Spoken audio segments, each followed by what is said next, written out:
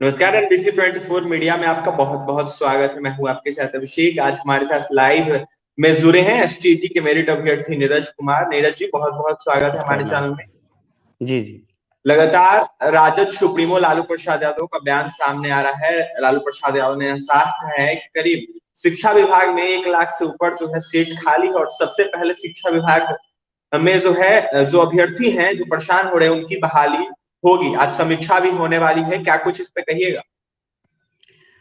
देखिए सर कि अभी जो लालू प्रसाद जी का बयान आया, लालू प्रसाद अभी जो सक्रिय राजनीति से वो बाहर हैं और कल राजू श्रीवास्तव जो कि एक हास्य कलाकार थे और दिवंगत आत्मा, आप समझ सकते हैं कि इतने बड़े कलाकार हैं, उनके मृत्यु के बाद पत्रकार पहुंचे थे लालू प्रसाद जी के पास और माहौल कुछ गमगीन था। और इसी बीच में लालू प्रसाद जी ने खुद अपने मुख से कहा, ऐसा कुछ सवाल पत्रकार द्वारा नहीं पूछा गया कि बहाली प्रक्रिया पर बोलिए, पर उन्होंने कहा कि करीब करीब लाखों पदों पर बिहार में शिक्षक के पद खाली है, जिस पर बहाली प्रक्रिया के लिए विभाग को निर्देश दिया जा चुका है और जल्द से जल्द उस पर कार्रवाई होगी। कहीं ना कहीं ये शुभ संकेत है, क्योंकि आप जानते हैं कि आरजेडी सुप्रीमो बिहार के सक्रिय राजनीति को हमेशा से प्रभावित करते रहे और उनके मुख से कुछ बात निकले और उस पर कार्रवाई ना हो, ऐसा असंभव है।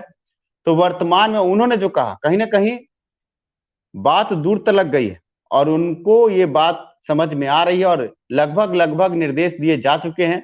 जैसा कि आप जानते हैं कि छठा चरण समाप्त होते ही 7वें का शेड्यूल जारी होगा, ऐसा प्रतीत हो रहा है। और इस बीच में आज के अखबार ने भी इस मुद्दे पर एक बड़ी बात लिखी है। पिछले दिनों भी ये बात सामने आ रही थी कि वित्त विभाग से नियमावली पर मुहर और नियमावली में जो कुछ बदलाव होने वाले उस पर मुहर, और उसके बाद लगभग 2.25 लाख शिक्षक, जिसमें प्राथमिक शिक्षक बहाली और माध्यमिक उच्च माध्यमिक की बहाली दोनों को जोड़कर 2.25 लाख। लेकिन हम ये कहते हैं कि ये बहाली, ये रिक्तियां करीब करीब 2.5 लाख जाएंगी, क्योंकि जो प्राथमिक की बहाली है लगभग 52,000 सीट पहले से खाली, और इसके अलावा अभी वर्तमान में जब सीटें रिकैलकुलेट हुई हैं तो 1 लाख ये हैं, तो आप समझ सकते हैं कि 1.5 लाख तो यही हो गया। और इसके अलावा जो अभी जो माध्यमिक उच्च माध्यमिक की बहाली है, अभी 32,700 की बहाली में मात्र 2700 शिक्षक मिले हैं, तो वहां भी सीटें खाली हैं। और इसके अलावा 33,916, 37,500, और इसके अलावा उत्क्रमित विद्यालय हैं जो 9360, वहां पर भी अगर जो बिहार गजट है उसका पालन किया जाए तो प्रत्येक विषय के 2-2 शिक्षक दिए जाएंगे। और 900 विद्यालय में अगर दुगुना किया जाए तो 9,000 विद्यालय में अगर दुगुना किया जाए तो 18,000 शिक्षकों की बहाली हो।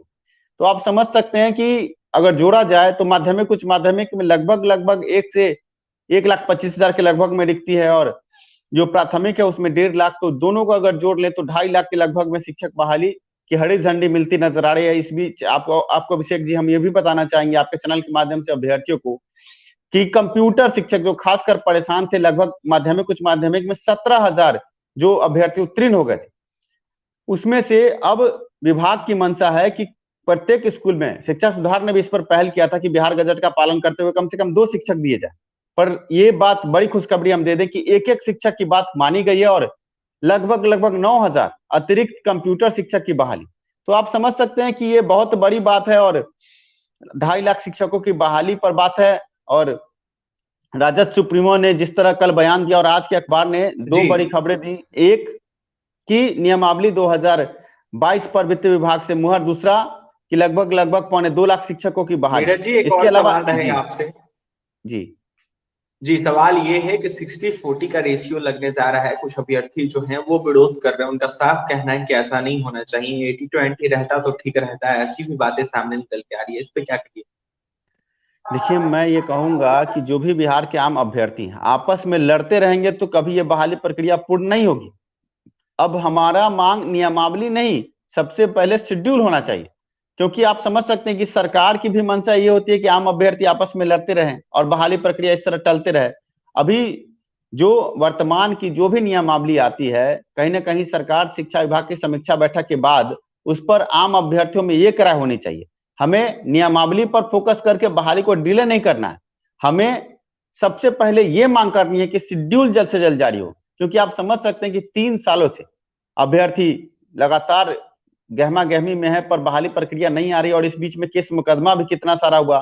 तो केस मुकदमे से कुछ फायदा नहीं होता, पर कुछ ऐसे अभ्यर्थी हैं जो निजी स्वार्थ के लिए वो इस तरह का कार्य करते हैं वो गलत है।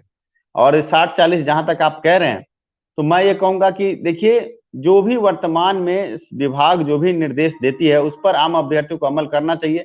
अगर लड़ते रहेंगे तो बहाली प्रक्रिया कभी पूरी नहीं होगी।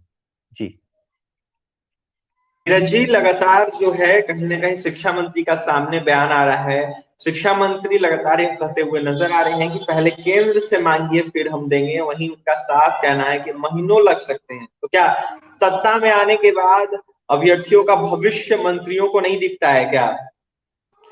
देखिए, अभी जो आपके शिक्षा मंत्री हैं, ये कहना नहीं चाहिए पर पिछले लगभग लगभग 45 दिनों से इनकी सरकार चल रही है, पर एक बार भी उन्होंने समीक्षा बैठक नहीं की थी। और आज जैसा कि ये सामने आ रहा है कि समीक्षा बैठक करने जा रहे हैं, तो बिना समीक्षा बैठक के, बिना उच्च अधिकारियों के बैठक के वो बयान दे रहे थे। और ज्यादातर समय में वो फोटो खिंचवाने में मशगूल थे। ये हो रहा था, तो बिना सोचे समझे कुछ भी बयान आता तो उस पर तो हम प्रतिक्रिया नहीं देंगे। पर वर्तमान में आज जब समीक्षा बैठक हो रही है और माननीय लालू प्रसाद यादव जी ने जब बड़ा बयान दिया है, और जैसा कि हम ये तो नहीं कहेंगे कि कठपुतली, पर शिक्षा मंत्री जी को सोचना चाहिए कि वो इतने बड़े पद पर हैं और बिना सोचे समझे वो बयान देते। पिछले दिनों का एक बयान आपको हम याद दिलवाना चाहेंगे कि जब पूछा गया कि रिक्ति 80,000 के लगभग में माध्यमिक उच्च माध्यमिक में खाली है, रिक्ति क्यों, मतलब बिहार शिक्षक बहाली में पत्रकार ने पूछा कि प्राथमिक में 52,000 सीट कैसे खाली रह गए, तो उनका एक बयान आया कि ये सब मेरिट नॉट मेरिट के कारण हो रहा है। जबकि आप समझिए कि प्राथमिक शिक्षक बहाली में कहीं मेरिट नॉट मेरिट की चर्चा ही नहीं। तो इससे पता चलता है कि शिक्षा मंत्री अल्प ज्ञान के साथ आए थे और कुछ भी बयान दे रहे थे। इस पर हमने प्रतिक्रिया भी दी थी कि आप शिक्षा मंत्री, आपको सोच समझ के बोलना चाहिए। तो हो क्या रहा, बिना सोचे समझे बहुत सारा बयान आ जाता है जिस पर हम प्रतिक्रिया नहीं दे सकते हैं।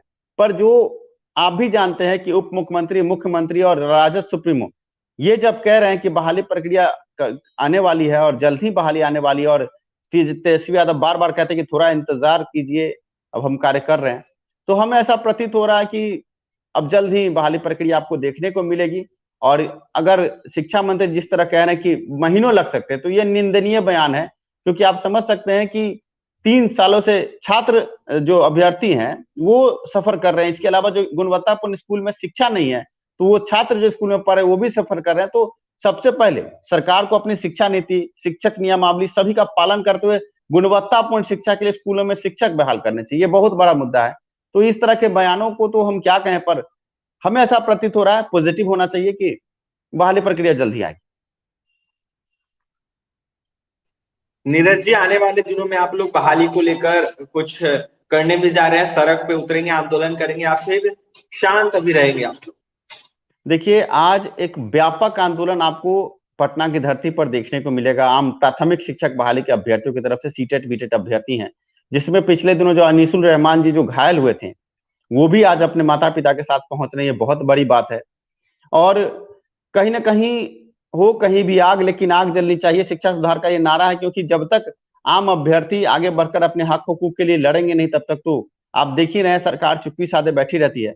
तो आज के आंदोलन से सब कुछ साफ हो जाएगा। और संध्या तक, जैसा कि कैबिनेट की समीक्षा बैठक का रिजल्ट भी आने वाला है, इस बीच हम आपको बता देंगे, अखबार के हवाले से जो खबर आई है कि ऑनलाइन सेंट्रलाइज बहाली होगी और मुखिया जैसे जनप्रतिनिधियों को बाहर किया जाएगा। मतलब जो भी आज खबर आई है, आज अभ्यर्थियों का धरना प्रदर्शन और इससे पहले जो बड़ी खबर आई, कहीं ना कहीं ये एक शुभ संकेत और पॉजिटिव रास्ते पर जाता हुआ नजर आ रहा है।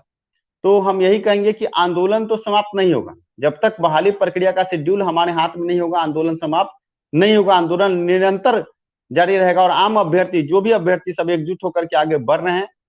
और हमें ऐसा प्रतीत हो रहा है कि शिक्षा विभाग भी इस आंदोलन को समझ रही है और जल्द से जल्द शेड्यूल जारी करने की दिशा में काम आगे बढ़ाएगी।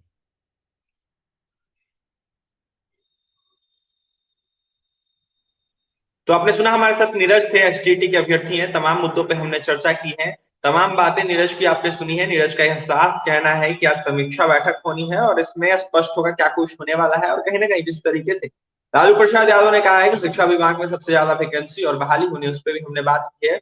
और उम्मीद करते हैं नीरज या फिर तमाम स्टेट के अभ्यर्थी की जल्द से जल्द बहाली होगी। देखने वाली बात यह होगी कि इनकी बहाली कब तक होती है। आंदोलन को लेकर भी तमाम बातें नीरज ने बताई है।